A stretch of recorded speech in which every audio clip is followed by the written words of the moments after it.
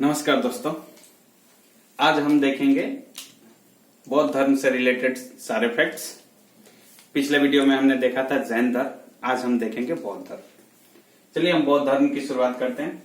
सबसे पहले जानते हैं कि बौद्ध धर्म जिसका संस्थापक माना जाता है गौतम बुद्ध को। गौतम बुद्ध जिसका बचपन का नाम क्या था? सिद्धार्थ। ठीक है, तो उनका नाम सिद्धार्थ था, लेकिन जब ज्ञान की उनको प्राप्ति हो गई तो उनको बुद्ध कहा गया। चलिए इसमें एक एक पॉइंट देखते हैं गौतम बुद्ध के विषय में। सबसे पहले बात किया जाए संस्थापक, तो बौद्ध धर्म का संस्थापक कौन है? गौतम बुद्ध। ठीक, तो गौतम बुद्ध आप लोग पॉइंट बाय पॉइंट नोट करते जाइएगा। हमने वैसे ही पॉइंट को नोट किया जो एग्जाम ऑफ व्यू से इंपॉर्टेंट है। ठीक, तो इसमें आप अलग से कोई कटौती करने का प्रयास न कीजिएगा। हमने खुद ही जो एग्जाम में पूछे जाने वाले कंटेंट है उसी कंटेंट को रखा है। ठीक, चलिए अगला देखते हैं कि जन्म। गौतम बुद्ध का जन्म जो हुआ था वो कपिल वस्तु जो कि लुम्बिनी नेपाल में स्थित है। लुम्बिनी नेपाल में स्थित है, वहां पर उनका जन्म हुआ था 563 बीसी। बीसी का मतलब होता है बिफोर क्राइस्ट, यानी ईसा मसीह के जन्म से पहले, यानी ईसा पूर्व जिसे कहते हैं। तो 563 बीसी में उनका जन्म हुआ था। दिन कौन सा था? तो बैसाख पूर्णिमा के दिन इनका जन्म हुआ था। ये बैसाख पूर्णिमा बहुत इंपॉर्टेंट है, क्योंकि गौतम बुद्ध को जन्म जब हुआ था वैशाख पूर्णिमा के दिन, ज्ञान की प्राप्ति हुई थी वैशाख पूर्णिमा के दिन, और इनका मृत्यु भी हुआ था वैशाख पूर्णिमा के दिन।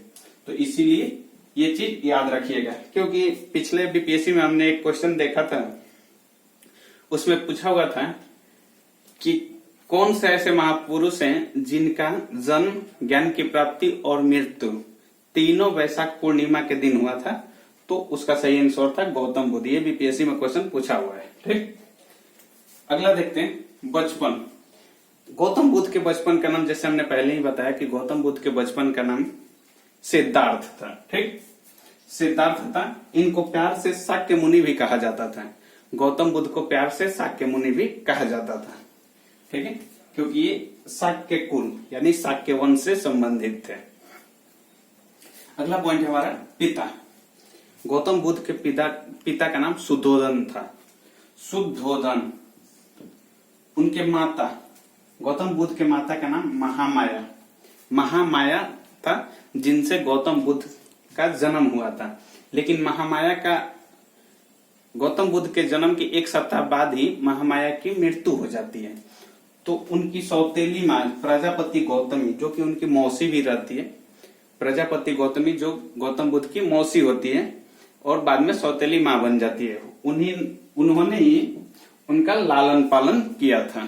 ठीक, जन्म महामाया के द्वारा हुआ था, जबकि लालन पालन प्रजापति गौतमी द्वारा हुआ था।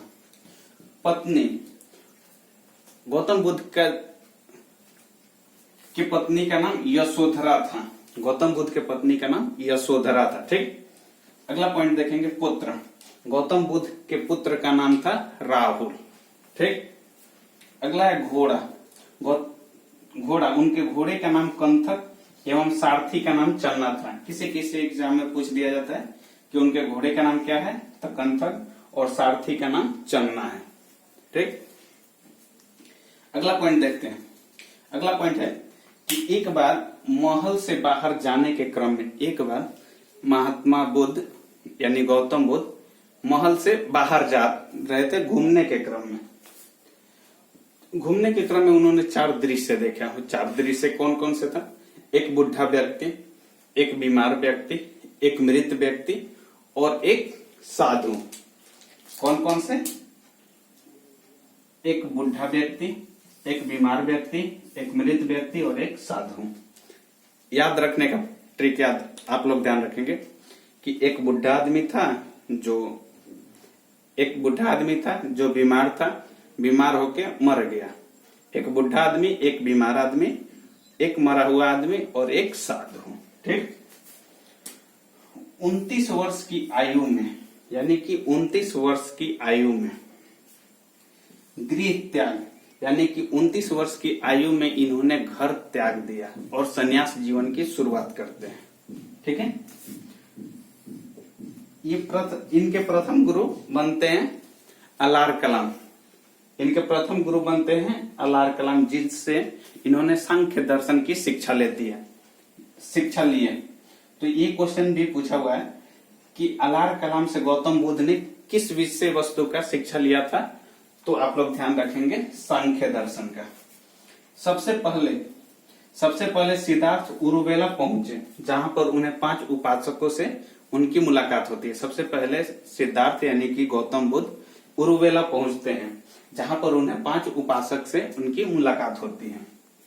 अगला पॉइंट देखते हैं। अगला पॉइंट है हमारा, कठिन तपस्या करने के बाद भी सफलता नहीं मिली। कठिन तपस्या, इनके जो तपस्या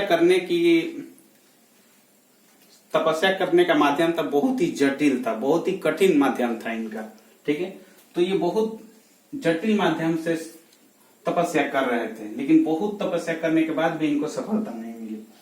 एक दिन की बात है कि एक दिन कुछ स्त्रियां जंगल से होकर जा रही थी। एक दिन की बात है कि कुछ स्त्रियां उसी जंगल से होकर जा रही थी जिस जंगल में गौतम बुद्ध अपना तपस्या कर रहे थे। तो उसी में एक स्त्री आपस में गाना गाते हुए जा रही थी। तो एक स्त्री ने कहा, क्या कहा? एक स्त्री ने कहा कि बीड़ा के तार को ढीला मत छोड़ो।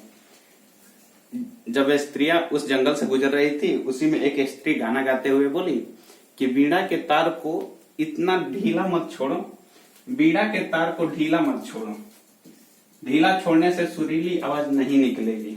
बीड़ा के तार को ढीला मत छोड़ो, ढीला छोड़ने से सुरीली आवाज नहीं निकलेगी। ठीक, एवं इतना कसो भी मत कि वह टूट जाए, और बीड़ा के तार को इतना कसो भी मत कि वो टूट जाए।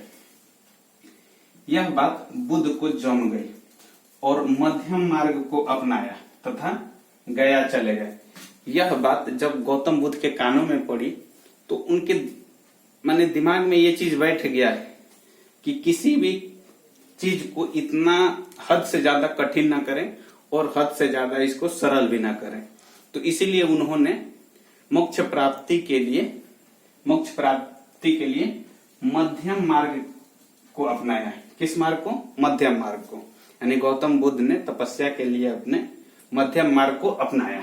ठीक, और अपनाया तथा गया चले गए। गया जो कि बिहार में स्थित है, वहां चले गए। 6 वर्ष की कठिन तपस्या, 6 वर्ष की कठिन तपस्या, यानी कि 29 वर्ष में उन्होंने अपना घर त्यागा था और 6 वर्ष यानी कि 35 वर्ष की उनकी आयु हो चुकी थी। तो 35 वर्ष की आयु में, यानी कि उनकी आयु कितनी हो गई? 35 वर्ष। निरंजना नदी जिसका आधुनिक नाम है फल्गु नदी। ठीक है, तो निरंजना नदी जिसको फल्गु नदी भी कहा जाता है, के किनारे पीपल वृक्ष के नीचे, कौन से वृक्ष? पीपल वृक्ष के नीचे गया जो कि बिहार में स्थित है, में ज्ञान की प्राप्ति हुई। ध्यान से सुनेंगे। 6 वर्ष की कठिन तपस्या के बाद 35 वर्ष की आयु में निरंजना नदी यानी कि फल्गु नदी के किनारे पीपल वृक्ष के नीचे गया जो कि बिहार में स्थित है, में ज्ञान की प्राप्ति हुई। अगला पॉइंट हमारा, ज्ञान प्राप्ति के बाद बुद्ध कहलाए। ज्ञान प्राप्ति के बाद जो सिद्धार्थ थे, यानी सिद्धार्थ का मतलब गौतम बुद्ध थे, उनको बुद्ध कहा गया।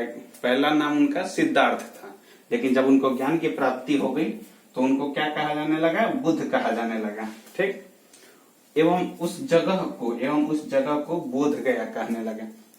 गया में जिस जगह पर इनको ज्ञान की प्राप्ति हुई उस जगह को अब बोध गया कहा जाता है। ठीक, अगला पॉइंट देखते हैं।